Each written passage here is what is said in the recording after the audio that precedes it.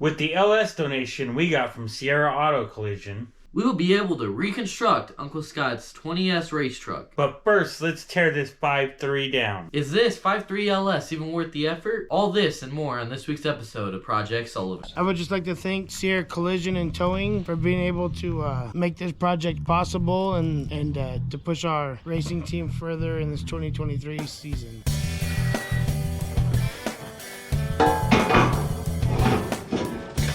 All right, so this is how we're gonna unload our engine. We're gonna take this ramp, put the other ramp there. We'll walk the engine down the ramp to the concrete, and then we'll load it onto the dolly. Anybody at home think there's a better way of doing this? Let's try to capture this train wreck.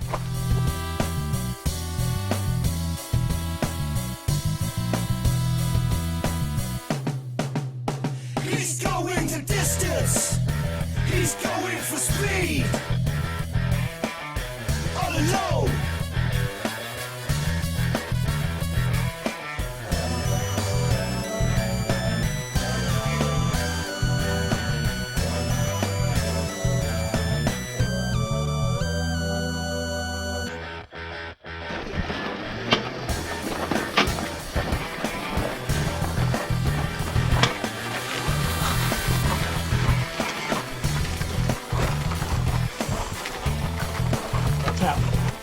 You got a thing of oil behind you. Yeah. Hold on. Coming in hot. Like that. Right, Mark. Wait. I was saying, watch your fingers, Mark. Whew. Just leave it there for now. We make the steaks, so you don't have to. Huh. Nailed it. Turns out it is a metric 9/16.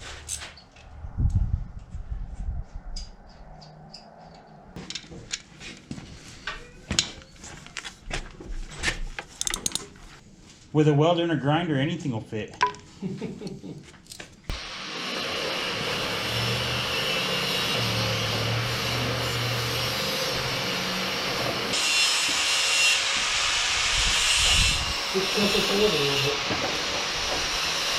There we go. No, eventually it'll be okay now. It won't go any higher. Hold on. I think it's hooked.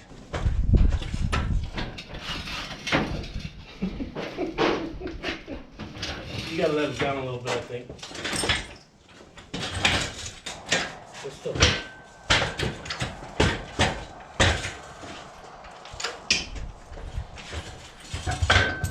there you go. You're in. Oh.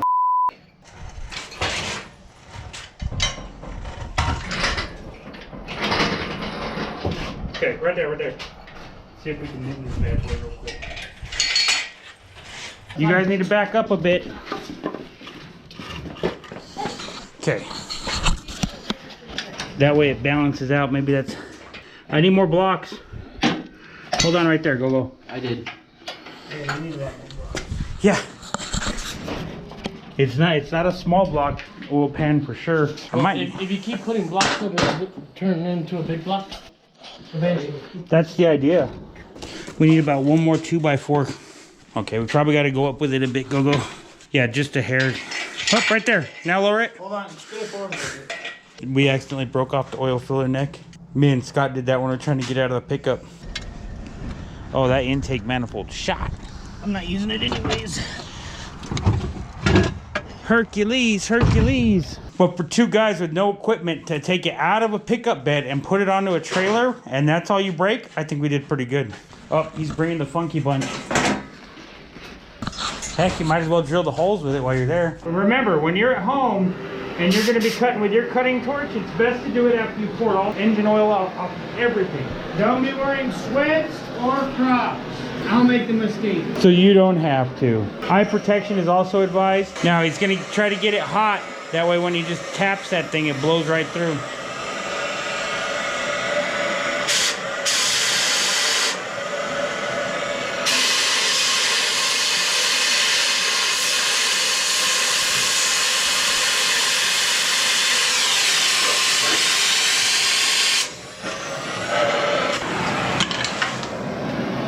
I think you started your oil on fire.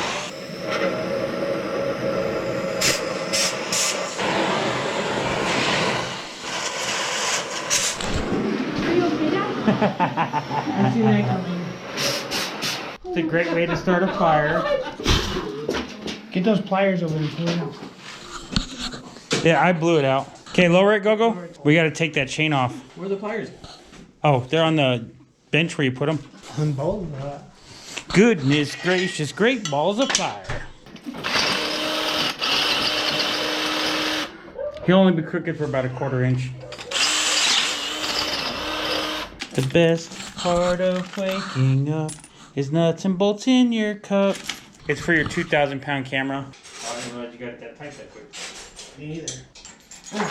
Whoa. They really cracked it. We might as well call it a dog because it's rough. Really? All right, Grandpa, you just need 10 more. All right, thank you. Right? So how was it to have a pet dinosaur when you were a kid? Well, I taught him how to bark. Okay, that'll work right there. Well, they all fit. I just kind of running them down to make the threads of not so dirty. You know what I mean? Apparently, I'm going to use my fully adjustable hammer. Nope, that's going to strip out. Welcome to Star Pattern, Dad.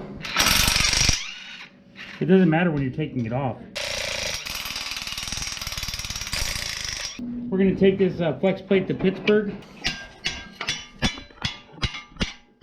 I can run a clutch, but I gotta get a flywheel off of a 4.8 liter. I never put a clutch in a 5.3. Yeah, but it might be the same. No, a flywheel, not a flex plate for a clutch assembly. The 4.8 only ever had a clutch. None of the other ones ever had a clutch. No, I'm saying it may be the same flywheel as a 5.7. It's not. It's a different bolt pattern. You sure about that? That is a totally different one. Yeah, it's a different bolt pattern. No, it's a different disc, though. I wonder if it's a different bolt pattern too. It's not the same. Okay. Yep, that's like a label, and they sit there, and bam, done. What are you doing? Labeling everything. We've never pulled one of these apart. Go! You see that flywheel right there? Go grab it real quick. Okay. It's hanging on the wall. If I wasn't holding the camera, I'd do it. Let's see if that bolts line up on that bad boy.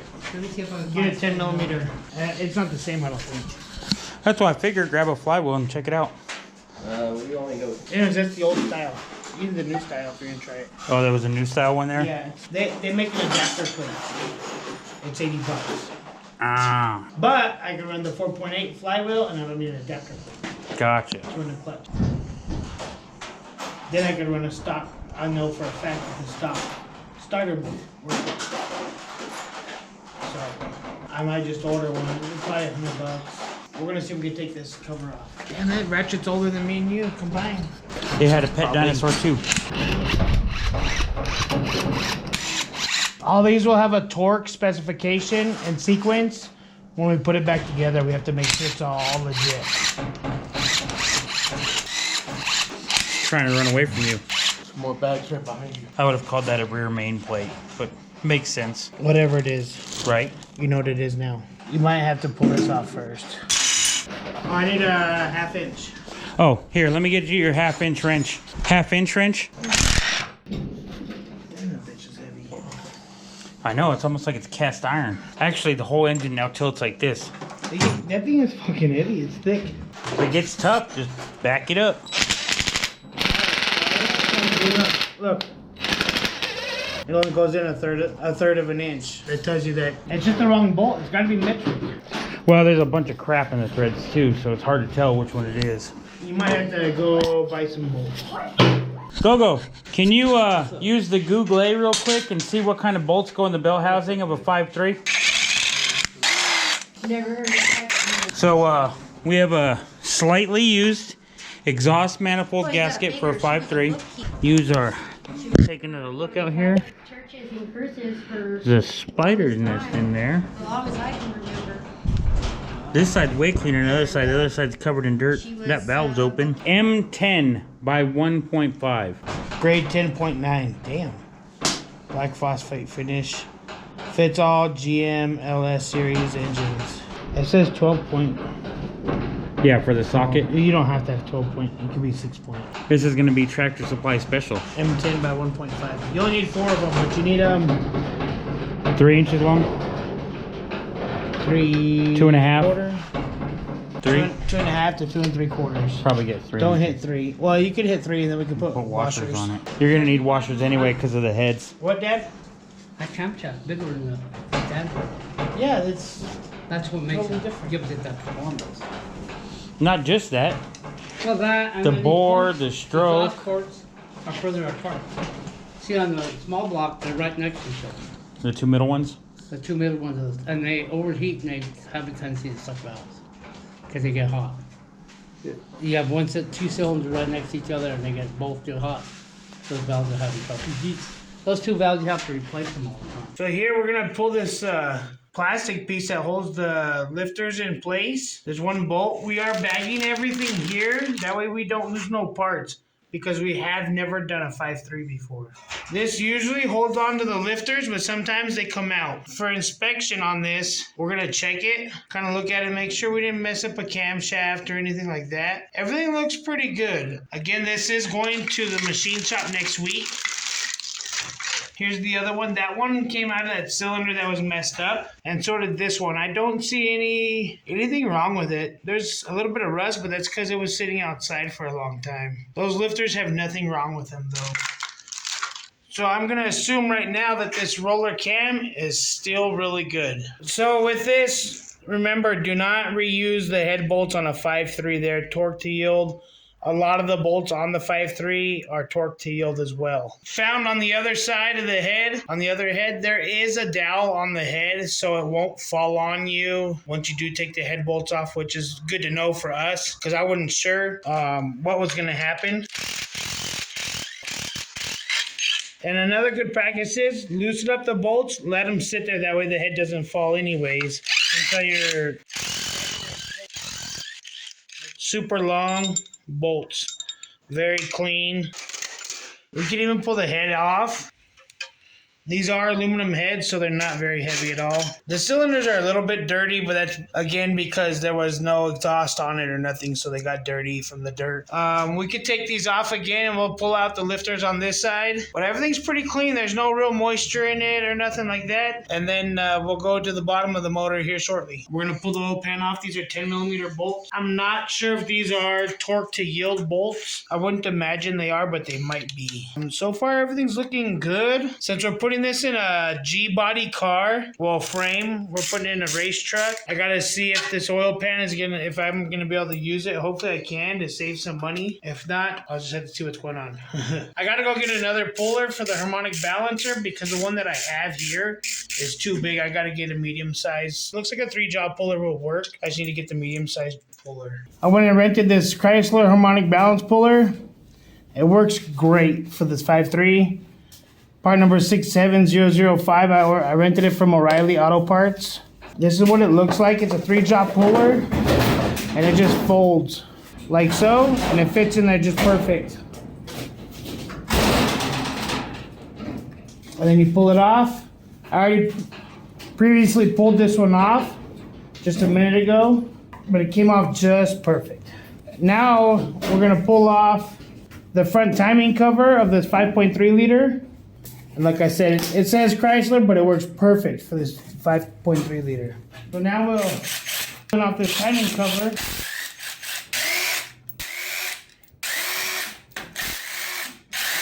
And we saved the bolt. I'm not sure if these are torque to yield bolts or not. I'm gonna have to look them up to be on the safe side. Make sure there's no bolts on the bottom there. If I'm gonna pry bar, or what most of you know is a screwdriver. You gotta find a good spot, and it just pops right off. There's a timing cover. This really doesn't have a whole lot of oil residue. There's a little bit on the inside here, but not that bad. So it still makes me think that there's still hasn't been that many miles on this engine. This here is your oil pump. That's what we're gonna take off next, the oil pump. When we go to put this motor back together, I already ordered a high volume oil pump. It's gonna produce about 25% more volume and pressure. Again, those are as well, 10mm. And it just comes right off. That's gonna be the same pump, I believe, for the 5.3, the 6.0, the 6.2, and maybe even the 4.8 liter. So now we're gonna take off the timing chain. It is 3 bolts. I took one out already. They are different than the timing cover and the oil pan, but since they're shorter, we're gonna know what they go to. Here's the timing chain. Happy, here we go. Labeling everything here in these bags. This is for the camshaft plate. Now that might be the same bolt as the cam sprocket gear. We'll just have to check into it. What's kind of nice about this motor, you only need like 3 sockets and you can pull apart this whole engine. Here's the cam plate. Now we're gonna pull out the camshaft. You have to be very careful when pulling this out. You don't want to scar any of the bearings, especially if you plan on reusing them. The bearings here, I'm gonna have the machine shop put me new bearings. So I'm not really too worried about it right now. But if you plan on reusing them, which if you're gonna pull something apart this far, do not. It doesn't pay to just reuse used parts. I always just put new back in it. Just by looking at this, I could tell this thing is way more beefy than a small block Chevy camshaft. This thing is huge compared to a small block Chevy. The diameter is big. The rollers are big. We're going to be putting a CT525 camshaft, so I'm not even going to be reusing that same camshaft, but that's still a good cam. So what we're doing here is I'm pulling all the rods out. I've pulled out 3, 4, 5, 6, 7, 8 already. We checked the bearings. They're standard bearings. Really, really clean. Very few miles on it. So I think I'm going to take the bearing number off of this and order the same GM bearings. We will take the crankshaft to the machine shop, have them double check it, make sure everything's good. They are made by King, so they are a King bearing. I'm going to take off these next 2, 1 and 2 cylinder, and then from there, we'll pull the crankshaft out.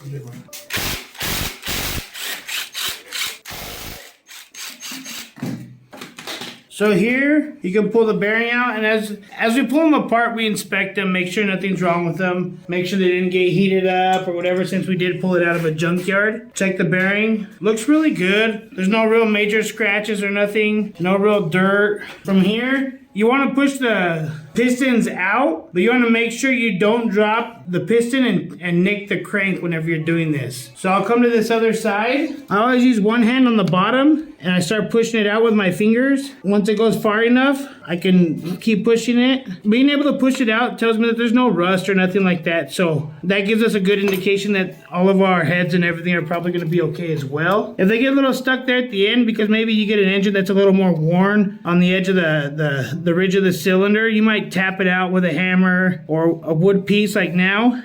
This one's a little harder, so I'll just use like the butt of a hammer and just tap on it a little bit to make sure I don't have a problem. You can even push on it a little bit.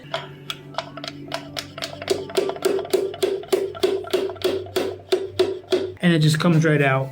These pistons are really dirty, but I doubt they change the oil very much on this engine. But I still don't think it had very many miles, maybe 20, 30,000 at the most. We're gonna use the same rods, but we're gonna put aftermarket forged pistons on here. That whenever we're turning $7,000 in the race truck, we don't have no problems at all. Kind of visually inspect everything, make sure everything's good, the wrist pin still works real good. On to the next one.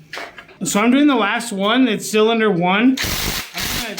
Take these bolts off. These turning 7,000 RPMs, these bolts, these rod bolts, we're not gonna reuse them at all. We're gonna use ARP rod bolts because we don't want any problems. And we've heard that that's kind of a weak link whenever you get up at that higher RPM is the rod bolts and the piston. So those are the 2 things we're gonna change in this whole motor. If we look here, I marked this rod cap with a number 1, and I marked the rod as well with the number 1, so I know which cap goes to which rod, and I can put 1 to 1, and they're in the sitting the right way. It's very important that you do that before you start pulling everything apart. If not, you're gonna have a major hard time later on. So what's good about the 5.3, the 4.8, the 5.3, the 6.0, and the 6.2, they have a 6 bolt main. So on the old style Chevys, they were either 2 bolt mains or a 4 bolt main, and everybody was sought out to go after the 4 bolt main. Well, now they come out with a 6 bolt main.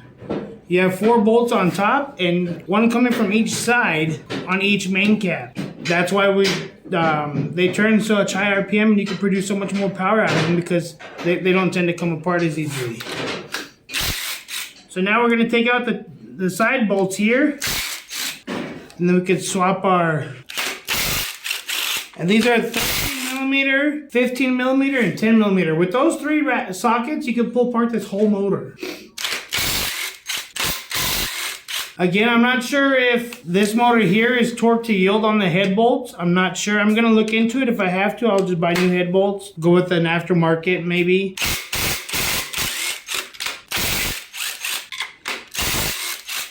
And from factory, GM, all your engines are gonna label their rods usually main caps 1, 2, 3, 4, and 5. That way you don't get them mixed up when you put them back in order. One always starts at the crankshaft.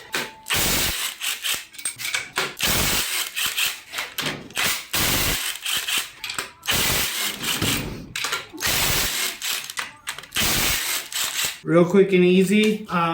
We are labeling everything in the bags. So I got a bag here with some rod bolts already. Those are the side bolts. So now we already pulled the first 4 mains off and they're a little tight. So I had to have my cameraman helping me. They do have these cool little holes on the sides. If they're tight, I used a nice 1-foot extension and used it like a little pry bar and kind of went back and forth and wiggled it until it came up a little bit, and then I was able to get it both sides and then pull it off. These bearings look brand new. Now I just got to pull the crank out, and this block's ready for the machine shop. We're gonna take the crank and have it polished as well at the machine shop. We're just gonna get it all done whenever we go because it is an hour away for us to go to the machine shop. So now we're gonna pull out the crankshaft. These are very heavy. They're usually about 45 to 50 pounds or more. Just depends on which engine you're working on. So you want to make sure you hold on to it because if you drop it, it's pretty much junk.